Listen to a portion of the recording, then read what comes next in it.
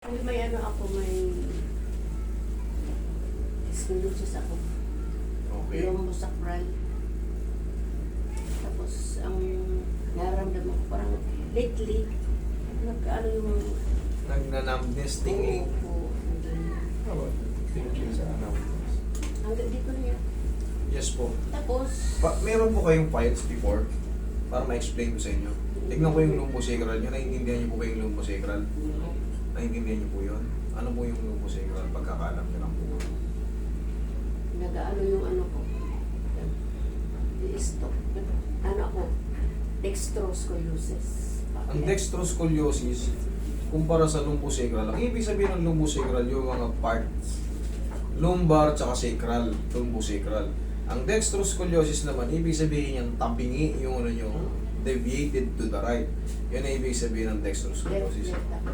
Left sa inyo? Leboscoliosis yan. Basta ito, dikit ito sa akin. Mayroon po kasi magkakapatid yan eh. Dextroscoliosis, leboscoliosis, scoliosis. Ngayon sa inyo, sa lumbosacral, wala po kayong files, mami? Yung Hindi mo file. dala. Hmm? Kasi yung daw sila nagpa-chiropractic siya. Hindi require siya mag-ano ng x-ray, pinadala siya. Opo, kailangan titignan natin. Titignan natin kung gaano ka deviate, kumbaga ligong-ligo na ba or siyempre habang umiidad po tayo, kumbaga pinanganak po tayong ganyan, may tabing spine. Ngayon, habang umiidad po kasi tayo, nasisira na po yung mga ganito natin, oh.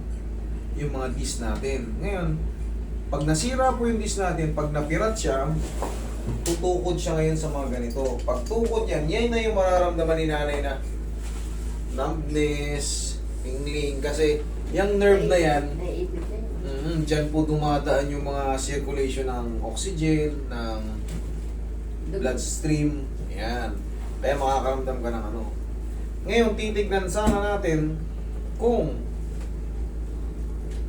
yung mga buto-buto nyo, kung paano yung nasalan, kung paano ang pagkakasalansan. Kailan pa po siya nagpa-Cairo before? A year. Ano lang? A year ago. Ngayon, ano yung eksaktong nararamdaman niya, mami? Hindi, kasi linadulas ako. Yun, isa pa yan. Tama yan, sabihin nyo lahat. Kasi may Yung mga ano ko yung posisyon dito, ano dito sa sagot. parang naipit, napinipit na Pero wala pala. akong, after that, wala akong nararamdaman. Mga after several months, yun na, parang sakit ka. Saka paglakad ko, ano na, masakit. Pero saan po nagmumula? Diyan kagad o sa balakang? Dito. Diyan kagad? Ano siya, ano ba yun?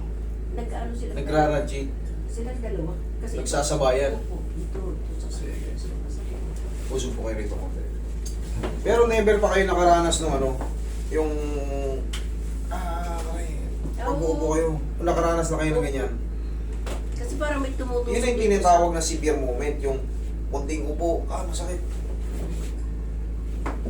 Yung bagay, yung posisyon mo, hindi mo na Alala. hindi mo na magawa to, yung normal na. Opo. Pero kung ikaw ay parang gusto mo maalwan lang siya, parang nakabuka siya, parang hindi maipit. Kasi pag ginanon mo, pag nakaranas na kayo ng ganyan, sigurado, yung mga dish niya talagang napirat na. Tapos, konting diin ng gano'n, tutukod. Masakit. Ang gusto nyo, pahiga ng patagilid, tapos maaaring may kalsupal-supal ng konting unan para makapahinga. Mga ilang taon na yung mami na sumasakit. Ayun po.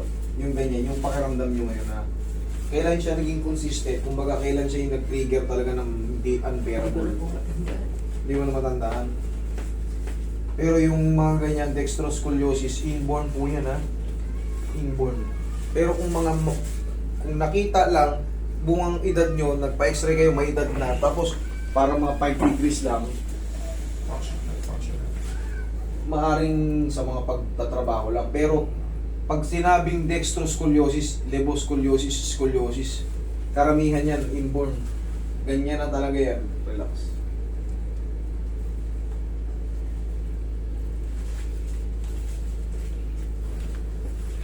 Call you. Pero mga mild lang, i-consider na lang yan na ano, baka tumatanda na kayo, nadurog na yung mga disc nyo.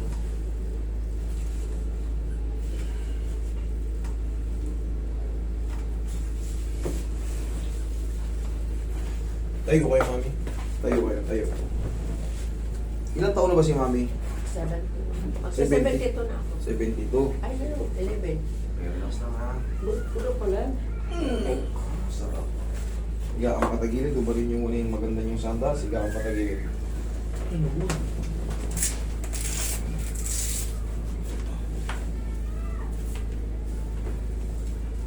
Higa kang patagilid. Hindi kayo na-operahan before. I was supposed to be operated. Kaya natakot ako. Hindi natuloy. Hindi ka tuloy. Relax lang. Pag sinabihan na kayo ng ganun, ma'am, pwede pa yan sa therapy, ma'am. Or operation na kayo. Ibig sabihin, nakitaan na talaga kayo ng ano. Nakitaan na kayo ng pagkasira ng mga disc. Yung batagin. Mas agresibo kasi yung mga disc compress. Ay, Ah, sa tuhod. Sorry. Yan yung ano, yung sabi na napilipit. Okay, sige. Sorry, hindi ko napansin na hindi pala pwedeng tupiin. Akala ko kasi, magkaiba kasi yung ano, magkaiba po yung radiate ng ano, nasa isip ko kasi, yung sciatica. Pero yung gano'n, hindi pala natutupi. Tuhod alone yan, hindi yan sa balakang. Iba po ang condition yan. Sige, hawa kayo lang po. Relax lang. In-anticipate ko kasi na ano to eh. Yung radiate lang ng ano. Ihaya ka, mami.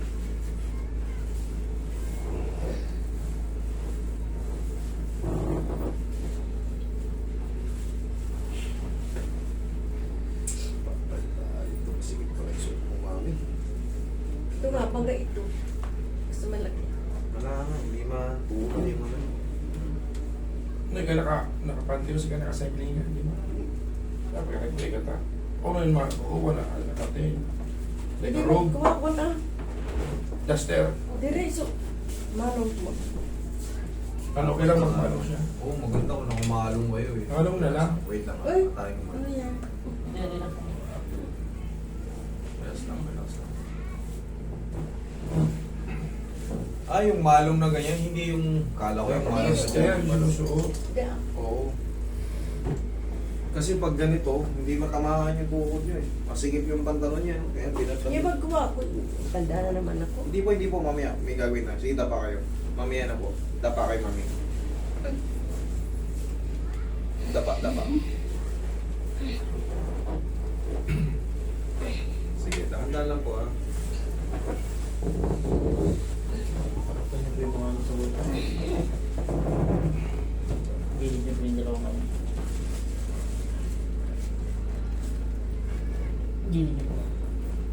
Paganda, mami.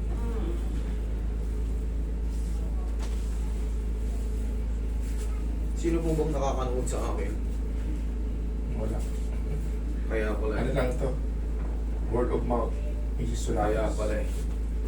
Kasi pag napapanood nyo ko, ito wala sila ma'am sir, ano lang to, parang tinuro sila ng mga, yung word of mouth nga, mga siguro kakilala nila. May mga instruction po kasi ako ron eh, sir. Lalo pag ganyan, huwag kayo magsuot ng pantalon na mahigpit. Ang suotin nyo, yung malong, para nalilislis, lalo may tama kayo sa buko. Parang hindi rin kayo, hindi, kasi dito mami, kahit matanda, kumbaga, irespeto natin. Siyempre, hindi kayo namin pahuhubarin dito. Relax na. Pero naiintindihan ko naman kayo. Kasi, ano po kayo eh. Kumbaga, hindi nyo po alam yung procedure dito. Basta sinabi yun, pumunta kayo, magaling yun. Yun lang. Yun lang. Pero ano yung ano? Alright. Mamaya, sige, agawan natin ang paraan. Diyan lang kay mami, ha? Nahirapan kayo nga? Sige. Tanggal. Nahihirapan kayo, may nahihila kayo? Okay. Taga saan po? Pasyente kayo Solares. Yung kapatid niya taga doon sa amin. Kasama niya sa church. Nagkwento sa kanya. Binigay sa kanya maraming number. Tumawag ako. Okay, pero gawa natin ang paraan yung tuhod niya na yun. O bahala dyan. Abuting. Nahirapan kayo huminga? Hindi naman. Ha? Okay. Yeah. Hindi nyo in-expect na ganito yung mga movement, no? Hindi ako sa nabay na binti. Dito sa sinabihan mo, Taas ka pa po, ma'am. ka-church niya. Kaya sabi niya, sabi ko, Sabi niya na pumunta. may anak ko dito. Okay. Pupunta ka nga dyan sa ano. May Ganun lang. Kaya pala Is- talagang very strange yung ganito. Nagtataka sila mami kung tapa, higa. May mga... Hindi, ganito sa Cairo. Ayun pala eh. Na-experience Pero yun hindi eh. ko alam dito. Na ganito rin. Basta pinapunta lang kayo ng ano nyo. O Sabi sige, niya, punta kayo ron. gagaling ka dyan doon. Marunong yun. Punta kayo Dalawang ron. kamay po sa tiyan. Lagi sa tiyan. Mami, lagi sa tiyan. Tiyan, Aray. Kamay yan. Relax na nga. Inhale, exhale. Inhale. Exhale. Malaki yung pinagkaiba ng Cairo. Ito. Wait lang. Hanggat kaya kong i-explain sa inyo yung mga bagay-bagay na nararamdaman nyo. Ito mukhang nakabukol to yun. Para dito.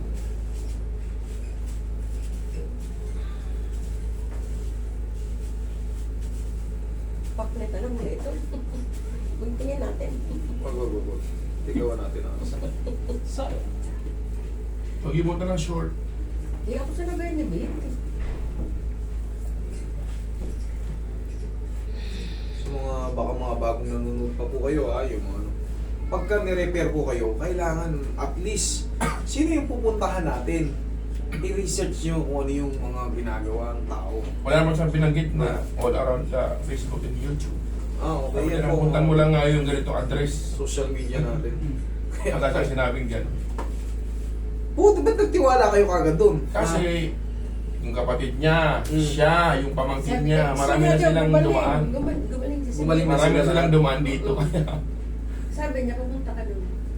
isipin mo, lumos pa kami ng galing Kamsur pumunta dito. Nag-leave sa trabaho. Salamat po.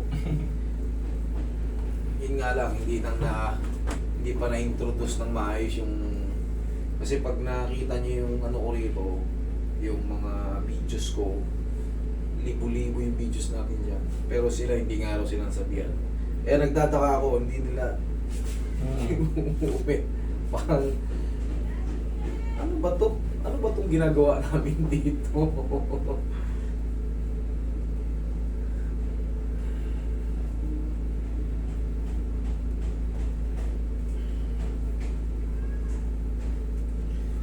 Tsaka yung mga files nyo, kailangan yun. Ano pangalan nun? Ate Leti? Pangalan? Betty. Ate Posada. Betty! Oo, si Baby. Maraming Sada. salamat Ate Betty ha. Pero next time, turuan mo rin sila Ate Betty na ano, manood muna. Kumbaga, para makapag-prepare sila kung anong suotin nila, dadalhin nila, katulad to, wala yung files ni Mami. Hindi ko makita kung base na lang sa sinasabi ni Mami kung ano yung gagawin ko eh. Pero siyempre, pag may files, meron din kasing limitation yung ano, may mga limitation din yung bone setting. Titignan natin kung kaya pa talaga yung mga joint niya, baka over sobrang pudpud na. Meron kasing pagkakataon na mawawala lang yung sakit pero hindi mo na talaga matutupi.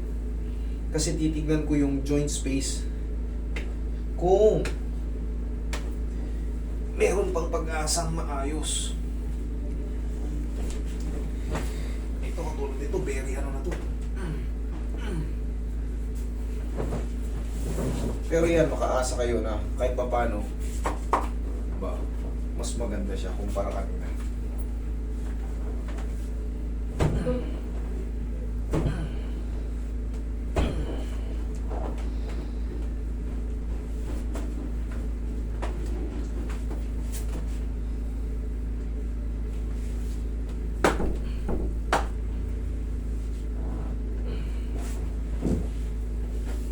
Kumusta yung balakang nyo, Nay? Habang nakahiga kayo, hindi naman kayo namamanhid, okay lang kayo?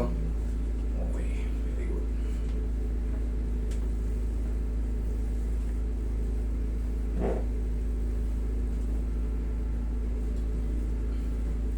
Ayun na tayo magkakapatid na taga Kamsur, na babae. Mm.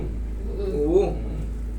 Marami rin silang pumunta rito. Natatandaan ko. Yung isang kapatid niya taga dito, malapit dito ata sa Caloocan.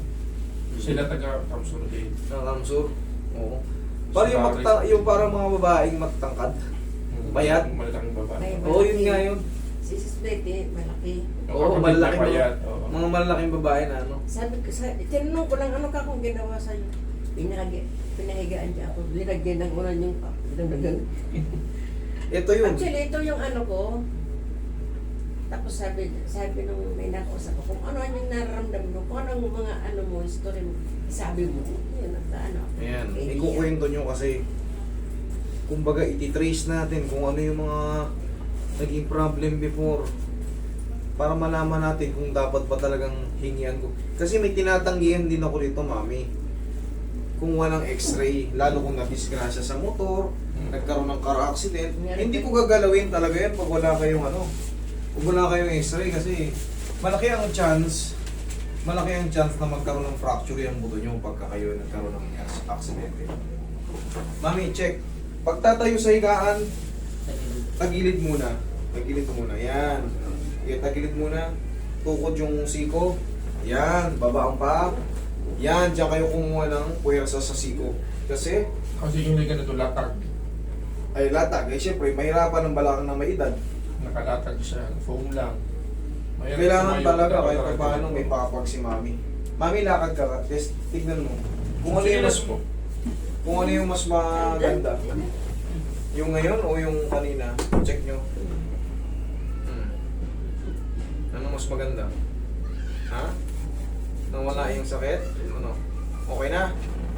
Kaya parang, sala kong luway mag-ano. Sige po, Tagalogin yun. Hindi na maintindihan. Sorry ah. Yung mobility niya, in terms of walking and getting up, mas maganda. mahirap. Okay. Sige.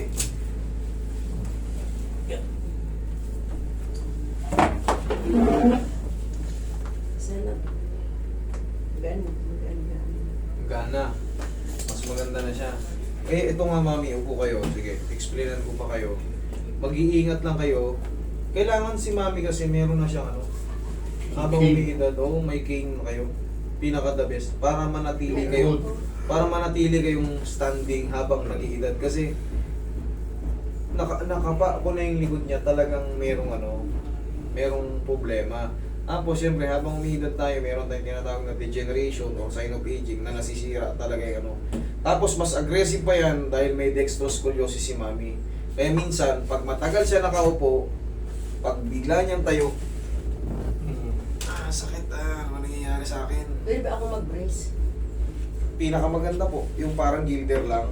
Ngayon, mararamdaman mo, oo, maginhawa ako. Parang mas, yung mobility ko parang mas mabilis. Pero, hindi po yan pinapangako na habang buhay. Tumitining po yung ano kaya pag matagal kayo nakahiga or nakaupo, pag tayo nyo, talagang may sudden, Pero ang the best dyan, sige, tayo kay mami. Tayo ka. Ganito ka. Ganito, yan. Kahit pa paano, sanayin nyo ng, 1, 2, yan lang. Okay na yan. Tapos, mag-cane kayo para yung todong bigat ng katawan nyo mapunta sa cane. Kasi malakas yung kamay nyo eh. Doon na maitukod. Para hindi lahat, shock absorber natin to eh. Para hindi lahat, pag nakastand sa balakang itutukod natin ngayon yun. Okay, makakatulong po yun. Okay, mami? Salamat po. Sige.